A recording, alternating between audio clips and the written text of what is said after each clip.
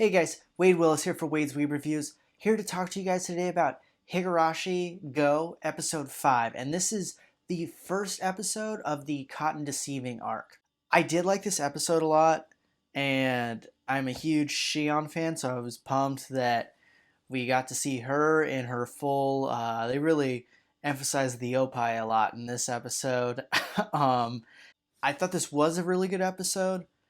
Um, it is very striking compared to like how the last episode was, and honestly episode 4 was one of my favorite episodes of any Higurashi season. It was awesome. I'm still uh, confused as to what exactly that means, but nevertheless it was an amazing episode, and I thought this episode was really good as well. It was very funny in a lot of parts, and uh, I mean, they really balled out in making Shion look like a snack in this episode. So, what is there for me not to like in it?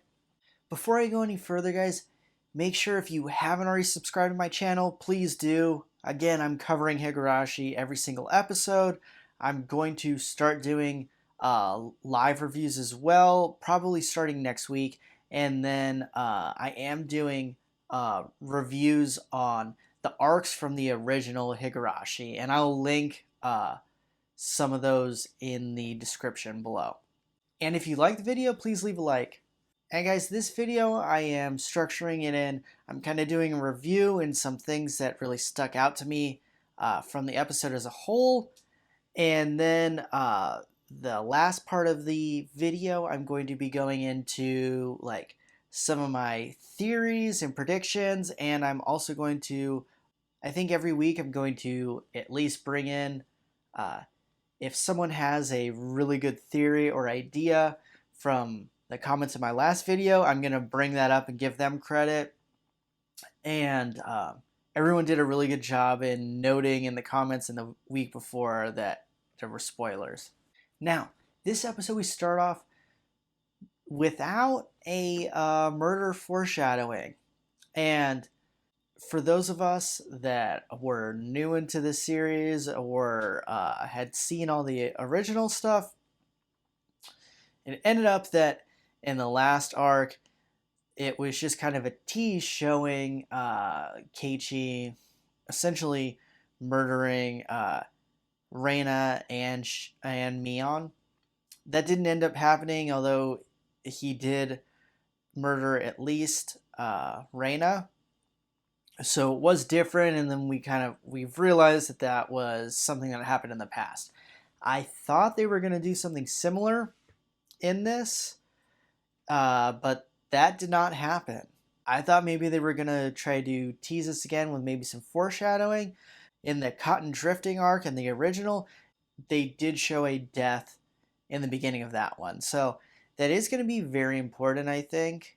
And honestly, with the pacing of this compared to the pacing of episode 1 of the Cotton Drifting arc in the original, this might end up being a 5 or 6 episode long arc. I really think they're going to stretch this one out, kind of like how they did in the original later on in the series. The game that they had, or the game tournament, I thought I actually really enjoyed this. This was a bit longer than how it was in the original. I thought it was pretty fun how they did this. Again, this is where a lot of the humor in the episode was. It was a bit different than the original because the original they're all playing one game with each other, and then it ends up that Mion and Keiichi are the only 2 people left at the end, but she has to go to work, and that's where it ends. Now, conversely, in this episode, Keiichi is just playing against 2 other boys, and then the 5 people of the club make it to the finals, and Mion has to leave. Keiichi essentially does the same thing. He bribes these 2 boys in the original. He bribes them in this one, and I believe it's basically they're I can't remember if the boys are the same boys, but one has a crush on Satoko and the other one has a crush on Rika in the original as well. And they really, I thought it was super funny how they did in this one. I like how they're doing the humor a little bit more in this one than the original. Again, both are funny to me. Um, Now I can't remember in the original, and if someone remembers, can remember, go ahead and comment below. But I don't remember if they mentioned that in the original that Satoko, um, if Keiichi wins, he'll have Satoko like, pretending to be like the guy's uh, little sister. I think they might have done that, but I do think that that is going to be a very important point in this arc here. And then we get to the important part where Keiichi is given a doll.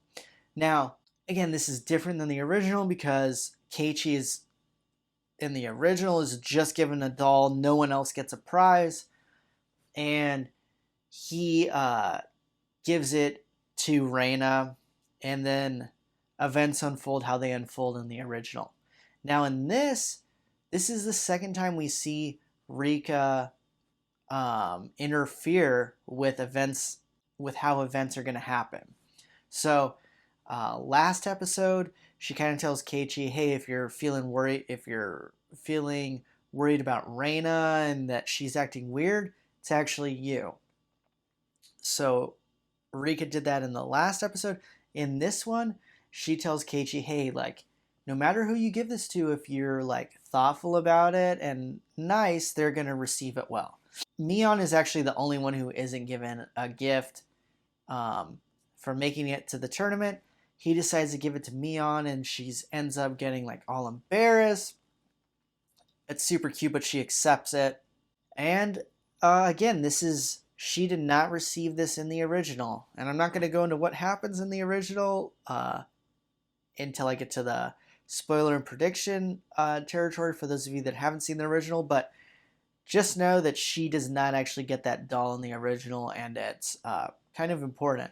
Keiichi meets Shion. He doesn't really believe that Shion is a person, and I know there are some people that are huge Shion fans out there. I am one of them. She's one of my favorite characters in the show, and definitely my favorite waifu out of the show. And the way they animated her is quite impressive. She looks amazing in it, and Keiichi is being super thirsty with her, but at the same time he thinks that it's Mion, and he's kind of poking fun at her, and he's just in shock to see Mion in an outfit like this. Later on in the episode, Keiichi ends up getting he's like super hungry after school, like didn't get to eat and stuff, and Keiichi eventually gets home, and Shion delivers him all this food, and it's delicious to him. And Shion tells him, like, Mion told me that you were really hungry and stuff. He brings this stuff back, and this is where I think there's something important here. Reina's really digging into, hey, people aren't how they seem. Now, I think, if I remember in the original, she kind of says that Mion is actually very like cute and girly, but she has that like kind of rough like exterior where she's like a great leader and everything. And Keiichi's like, wow, I can't believe that. And she goes into how Satoko's actually was like very like dependent and needy, and which is like the opposite of how she is now. So she's trying to be like a wing woman for Mion, essentially. She's trying to set Mion up with Keiichi. Is how I see it, and how it kind of is in the original. If that's how you feel like she's doing, she's trying to set him up. I'm getting the same vibe at the same time.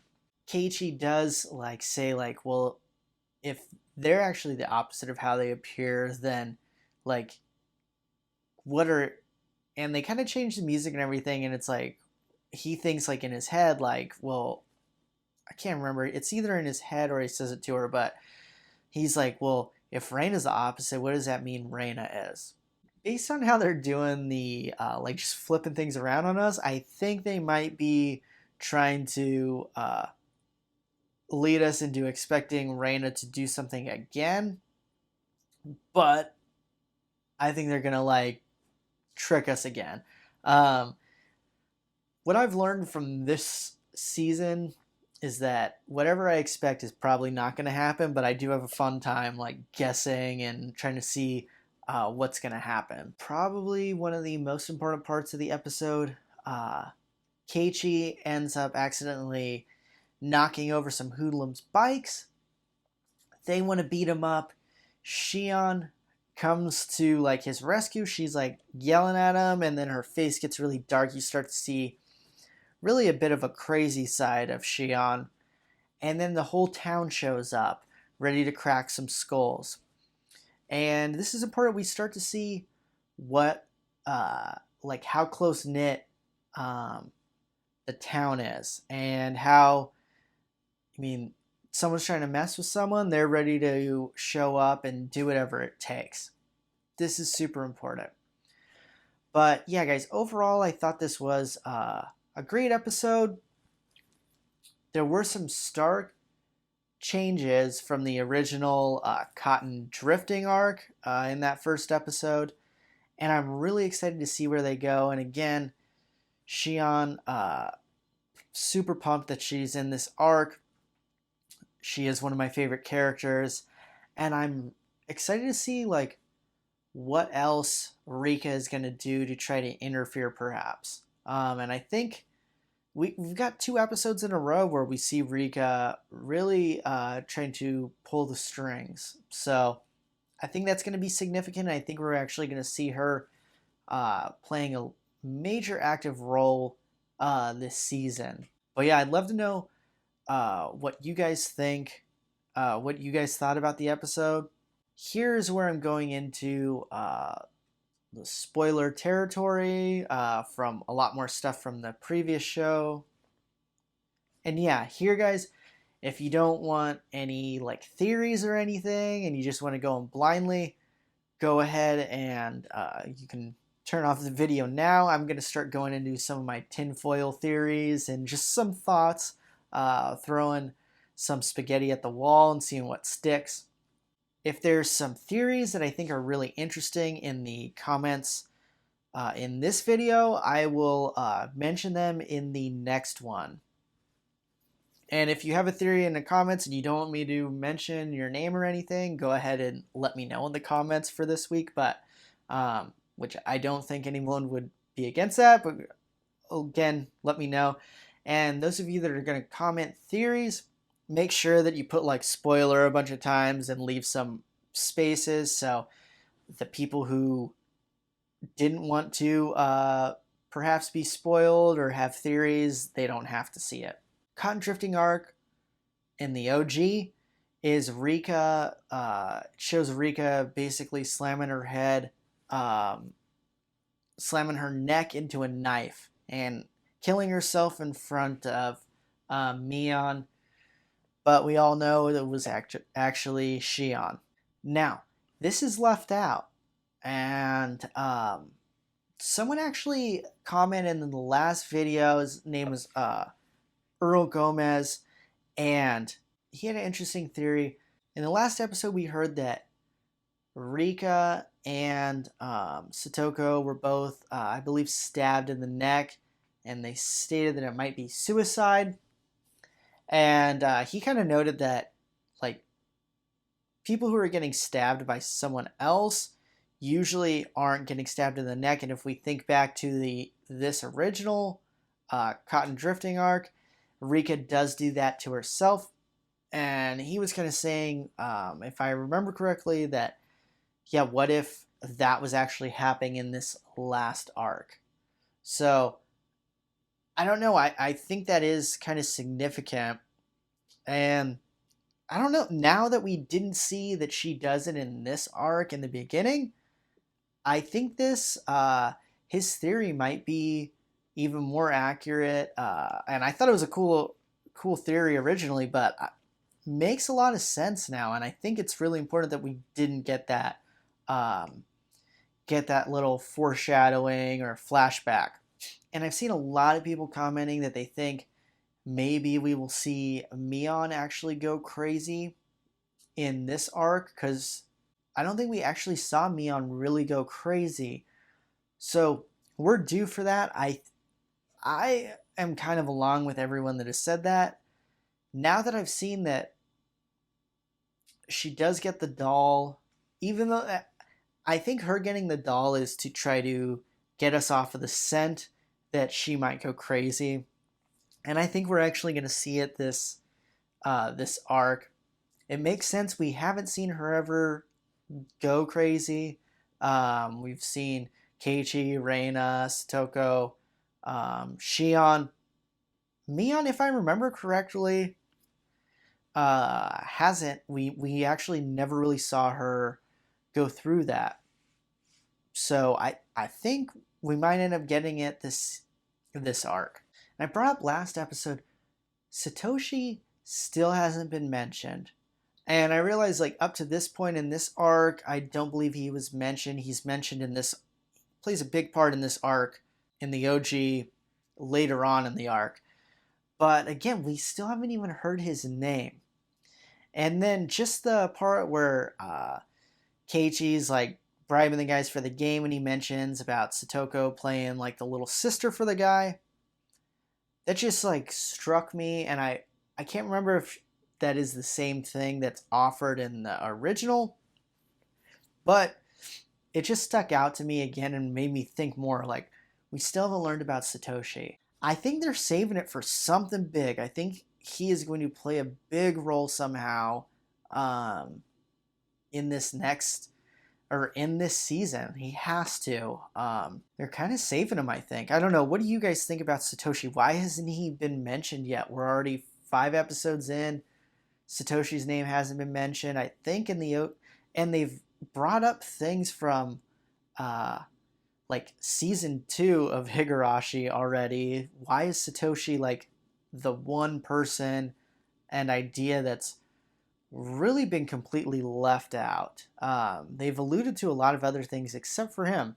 I don't know. It seems kind of important. And I mentioned this earlier. I do think Reina bringing up the opposite thing. She's so sweet and cute. I think that is trying to put us onto the scent of Reina going crazy again. Or maybe she never went crazy, and actually Alex commented last week, if you guys watched the episode before, when stuff's going on with Keiichi, I believe it's when he goes into the kitchen, I think it's Alex Alonso, he mentioned that they kind of have like a black bordering around it. And it kind of makes you think maybe all of that was him just suffering from the syndrome, and Reina maybe wasn't doing anything. So I don't know, maybe she actually, like, what we saw is, again, Keiichi being an unreliable narrator, he was actually suffering from the syndrome the whole time. But yeah, I thought that was interesting. I didn't notice that bordering until he mentioned that in the comments last week, and I thought that was pretty interesting. So episode 6 in the OG was the Takano episode. That was the name of it. Are we going to get episode 6? Are we actually going to see her start cooking? Obviously, if you guys are watching this, I assume you already have seen the originals. We know she is super important, especially in season 2. Plays a big role. Are we maybe going to see her role revealed in episode 6 of this Cotton Deceiving arc? I kind of think we're going to see her start cooking. I am feeling, with how slow this episode went, they were going into a lot more detail. I think this will be perhaps 5 or 6 episodes. And I kind of like that they may be going down that route with having the arcs last a little bit longer. But what do you guys think? Do you think it's still going to be like 4 episodes like the original second arc? Or do you guys also think that they're stretching it out a bit? And yeah, guys, let me know your theories. Remember, just put the spoiler thing. And I'd love to know what you guys think. If you don't want me to mention your name or anything in next week's episode in your theory, let me know. But yeah, guys, I think this will be a little kind of fun. And if you guys come up with cool stuff, I'll let everyone know some theories that I actually really liked next week as well.